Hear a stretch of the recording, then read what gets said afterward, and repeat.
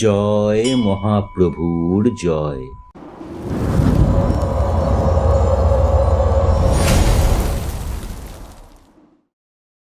Radio স্যাবি the story হাট পরিবেশিত বাংলা সাহিত্যের ছোট গল্পের আড্ডা।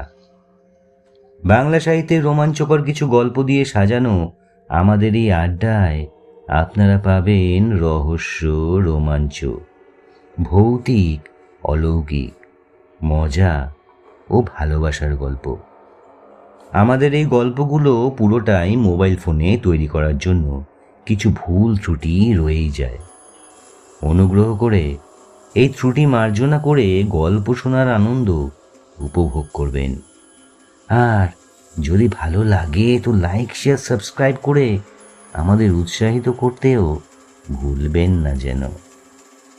আজ আমরা শোনাবো বাংলা সাহিত্যের নবীনা লেখিকা দীপান্বিতা রায় রচিত এক ভৌতিক আবহের ছোট গল্প, 13টার ঘন্টা। গল্পের শেষ পর্ব শুরু করছি আমাদের আজকের গল্প 13টার ঘন্টা।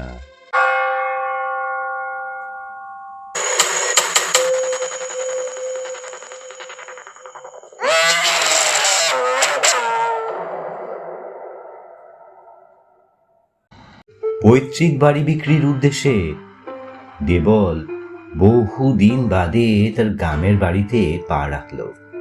বাড়ি না বলে প্রাসাদ বলাই ভালো। জমিদার রামেন্দ্র নারায়ণের প্রজাদের উপর অত্যাচারের পয়সায় তৈরি এই প্রাসাদ।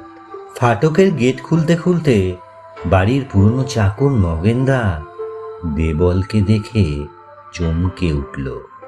আজ অমাবস্যা।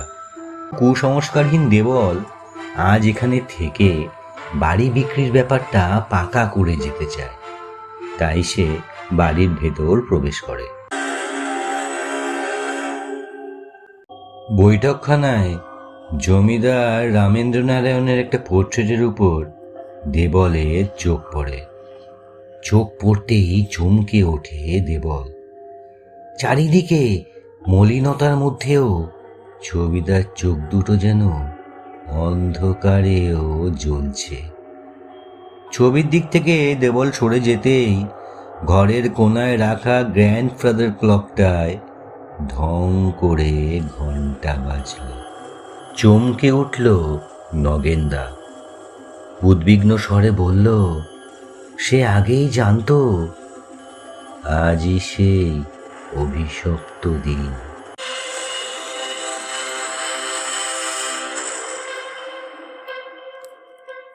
দুপুরে খাওয়া দাওয়ার পর দেবল বাড়িটাকে ঘুরে ঘুরে দেখতে লাগলো।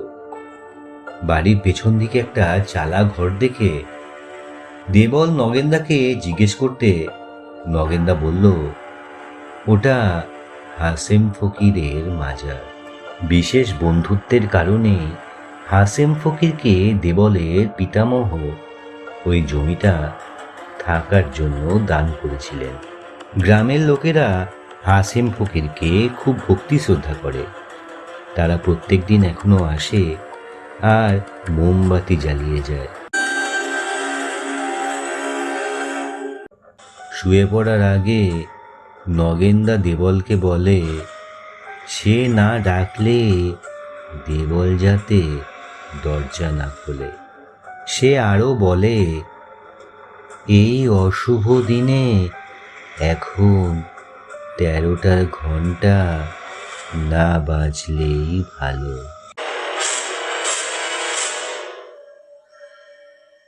দেবলের মনে পড়ে গেল পুরনো দিনের কথা।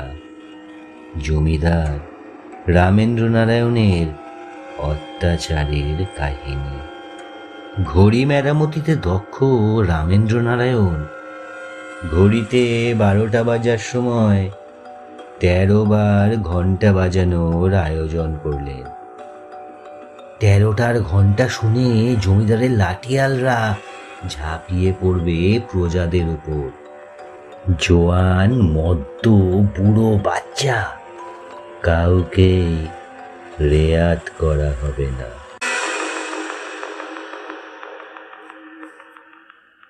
পরিকল্পনা মাফিকই কাজ হলো।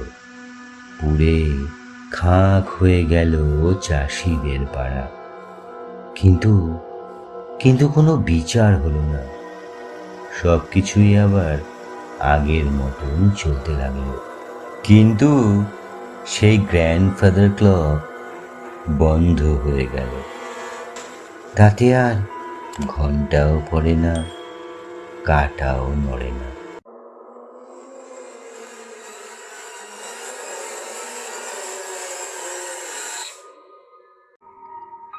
এর কিছুদিন বাদে জমিদার রামেন্দ্র নারায়ণ সান্ধ্য ভ্রমণে বেরিয়ে এক পাগলের মুখোমুখি পড়ে। পাগল তাকে অভিসম্পাদ দেয়। তুই তুই ভাবিস না তুই পার পেয়ে যাবি। যেদিন ওদের মেরেছিলি ঠিক সেই দিনই ওরা আবার ফিরে আসবে। তুইও বাঁচবি না, তোর বংশের কেউ পার পাবে না। বাড়িতে ফিরেই প্রবল জ্বরে আক্রান্ত হন রামেন্দ্র নারায়ণ। কোনো ওষুধ কাজ করেনি। সেই প্রবল জ্বরে 3 দিনের মাথায় মারা যান রামেন্দ্র নারায়ণ। নগেনদার মুখে ছোটবেলায় দেবল জানতে পেরেছিল সেই দিনটা ছিল কার্তিক মাসের অষ্টম অমাবস্যা। নগেনদার ধারণা ছিল কার্তিক মাসের অষ্টম অমাবস্যায় যদি বড় ঘড়িতে 13টার ঘন্টা বাজে, তবে সেই পুড়ে যাওয়া লোকদের প্রেতাত্মারা জেগে উঠে হানা দেবে জমিদার বাড়িতে প্রতিশোধ নিতে।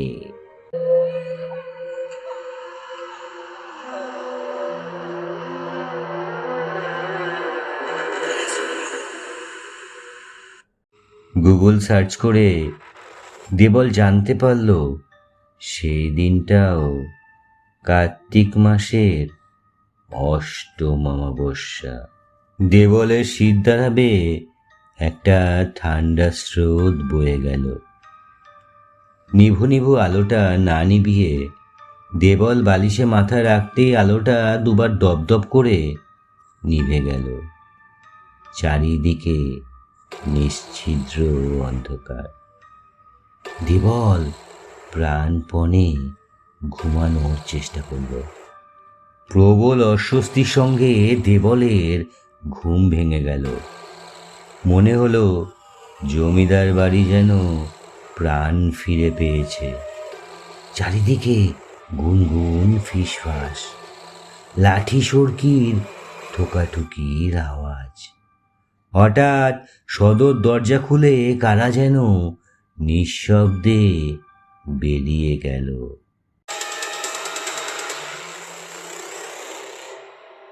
হঠাৎ রাতের অন্ধকারে সব নৈশব্দ ভেঙে দিয়ে গ্র্যান্ডফাদার ক্লকের ঘন্টা বাজতে শুরু করলো।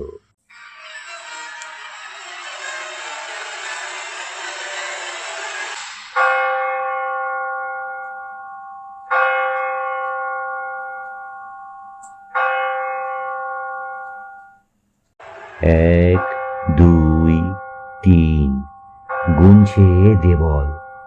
5, 6, 7। প্রতিটি ঘন্টার শব্দ যেন চারপাশের পৃথিবীটাকে ঠেলে দিচ্ছে একটা অন্ধকার গহ্বরের দিকে। 8, 9, 10। ঘন্টার শব্দে জেগে উঠছে প্রেত লোকের প্রহরীরা। অবয়ব পাচ্ছে বাতাসে মিলিয়ে যাওয়া মানুষ। যে কোনো সময় খুলে যাবে মৃত্যুপুরীর দরজা। ঢং ঢং করে 12টার ঘন্টা বেজে থামল ঘড়ি। পরে কয়েক মুহূর্তের নৈশব্দ, দম বন্ধ করা অপেক্ষা। তারপরেই আবার নড়ে উঠল পেন্ডুলাম। 13টার ঘন্টা ঘোষণা করলো অশনি সংকেত। একটা একটা বিকট চিৎকার যেন ভেসে এলো অন্ধকারের সমুদ্র থেকে।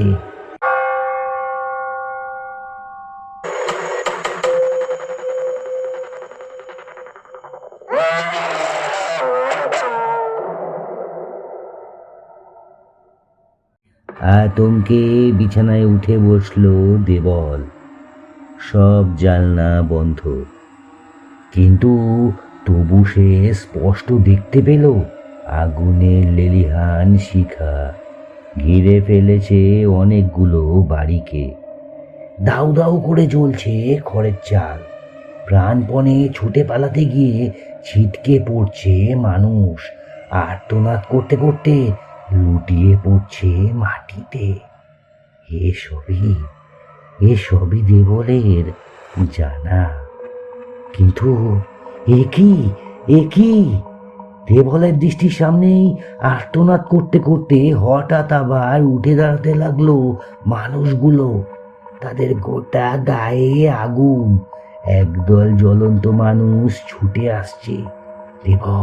দেবল জানে তারা ছুটে আসছে জমিদার বাড়ির দিকে।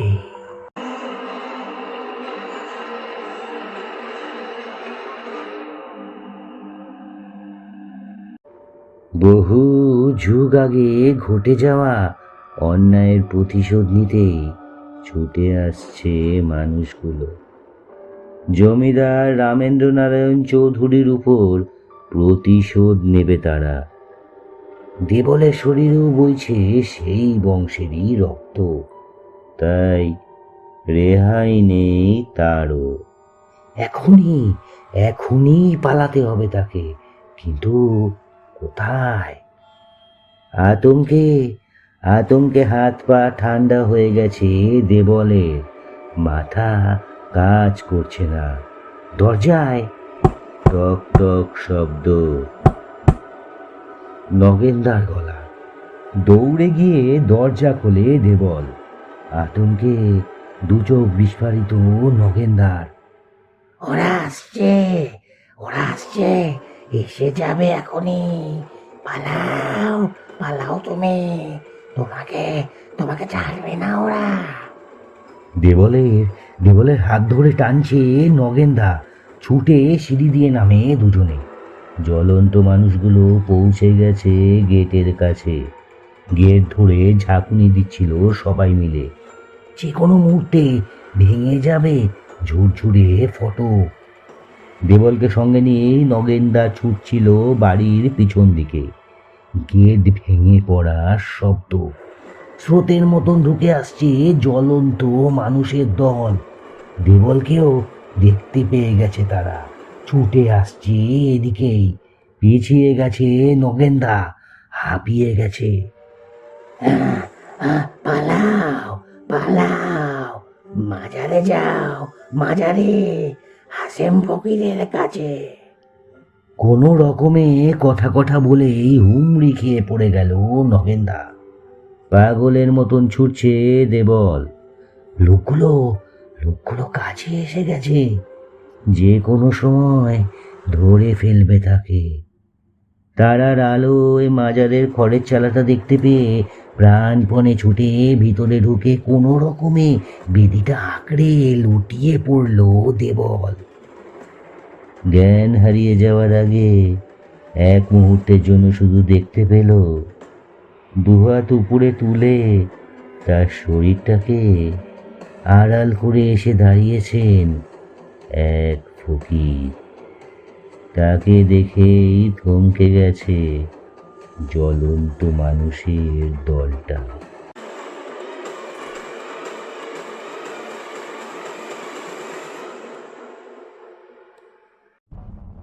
ভয়াবহ অগ্নিকাণ্ডে পুড়ে গেছে নয়নপুরের জমিদার রামেন্দ্র নারায়ণ চৌধুরীর বাড়ি। বাড়ির সব আসবাব, রামেন্দ্র নারায়ণের ছবি, এমনকি গ্র্যান্ডফাদার ক্লক সবই পুড়ে খাক হয়ে গেছে। শেষ মুহূর্তে পালাতে পেরেছিলেন বলে বেঁচে গেছেন দেবল চৌধুরী। তবে বাড়ির পুরনো চাকর নগেন সূত্রধর পুড়ে মারা গেছেন। খবরটা স্থানীয় সংবাদপত্রে বেরিয়েছিল। মানিকবাবু অবশ্য বাড়ি কেনার সিদ্ধান্ত বদলাননি, তবে জমিদার বাড়ি মেরামত করে হাভেলির ধাঁচে রিসোর্ট বানানোর পরিকল্পনা তাকে বাদ দিতে হয়েছে। দেবল তাকে দিয়ে শুধু একটি শর্ত করিয়ে নিয়েছে, মাজার আর তার চারপাশের 1 কাঠা জমি সে বেচবে না। সেখানে হাসেম ফকিরের কবরের পাশে রামেন্দ্র নারায়ণের অত্যাচারে মৃত নয়নপুরের চাষিদের স্মৃতিতে একটা সুন্দর শ্বেত পাথরের ফলকও সে লাগিয়ে দিয়েছে।